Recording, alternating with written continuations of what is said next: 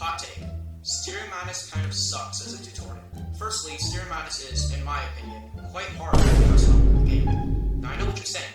Oh, but Geometry Dash is supposed to be a challenge. It gives you a better sense of achievement compared to just some freebie level that takes one attempt. And honestly, that point is pretty valid. Even as the first level in the game, I still think a little bit of perseverance should be required to regularly beat the level. Perhaps in the order of 10 or 20 attempts. But the thing is, when I started playing GD more than 8 years ago, I had an itty-bitty thing that some may call a skill issue. And since I had a skill issue, it didn't take me 10 or 20 attempts to beat Stereo Madness. No, more like 150 attempts. My ears burn! So, as a certified iPad kid, I would like to speak for the thumb-sucking new gens when I say that Stereo Madness is just a little bit too hard, and it needs to be remade. The remake shouldn't be easy enough to be completely free, but it also shouldn't be so hard to the point that all of the new players instantly uninstall the game and leave a bad review. But the difficulty isn't my only complaint I have about Stereo Madness. I also don't agree that this level even teaches you that much about the game's mechanics and features. Sure, it gets the basic stuff out of the way, like click to jump or hold to fly. But I feel like other easy mechanics such as pads or orbs, which are both introduced in later levels, would fit perfectly fine in Stereo Madness. I also want to set the stage for the player that this game is going to have a lot of visual effects before they'll distract you from the gameplay, which is why I added just a touch of glow and maybe a couple other things here and there. I honestly wish I could add more, but my decoration skills are what one may call absolutely disgusting, so we'll limit the amount of force put into this level. And with that being said, enjoy a clip of me explaining my building process after the level has already been built.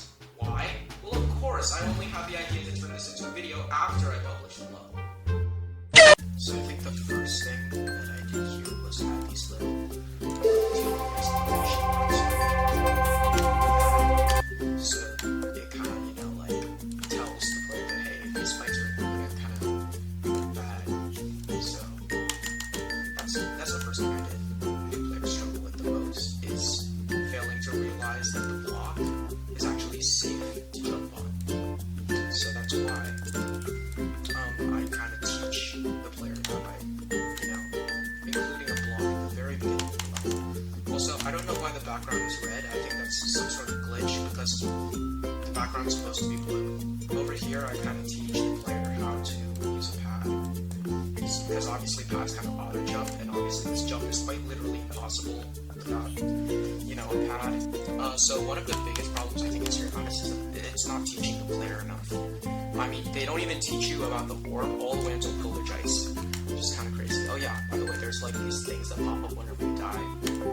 Kind of like normal Stereo Madness. I mean, normal Stereo Madness does that too, but honestly, like, this is kind of more helpful maybe, I don't know. But yeah, so I'm including the orb in the first level because I feel like it would teach the player more. I mean, orbs aren't even that hard in the first place. I don't really know why it was reserved all the way until like the third level. Of course, we have to do a tribute by, doing like a little fake jump here where you have to go down. But I think I outlined the fake jump a lot more because let me just put a star pause over here.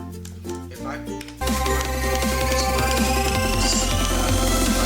exclamation mark that pops out, which I think does a much better job in outlining that, hey, this is a fake jump, you probably shouldn't ram into this wall. And I think that also teaches the player that, hey, you can jump on blocks, but you can't just run into them. Also, coin over here. Coin is so cool. Well, I also put some slopes inside of the little coin structure because it would be almost impossible to, wedge through like a one block gap, especially since we're on level 1. I think what's kind of cool about this Stereo Madness that I made is it has like a part in it, specifically this part with these spikes that actually contract in on themselves. It makes the player feel like they're doing something really, really hard when it's really not that hard. It's almost impossible to die that hard. I guess I'll just show you.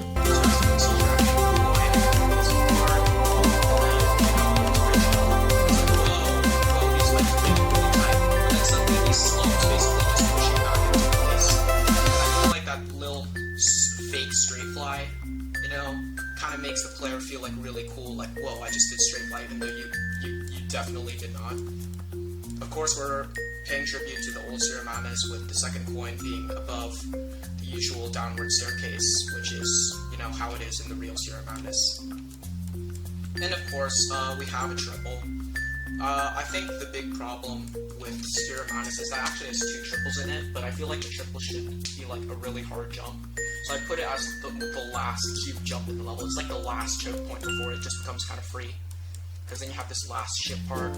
And of course we're paying tribute to the last coin of Sphere of Madness by going up into the roof to get the last coin. And then yeah, that's the end right here. And of course we have this little end screen here that switches colors basically through this spawn loop I made that definitely did not take me 90 minutes to figure out because I don't know how spawn loops work. And yeah, that's my level.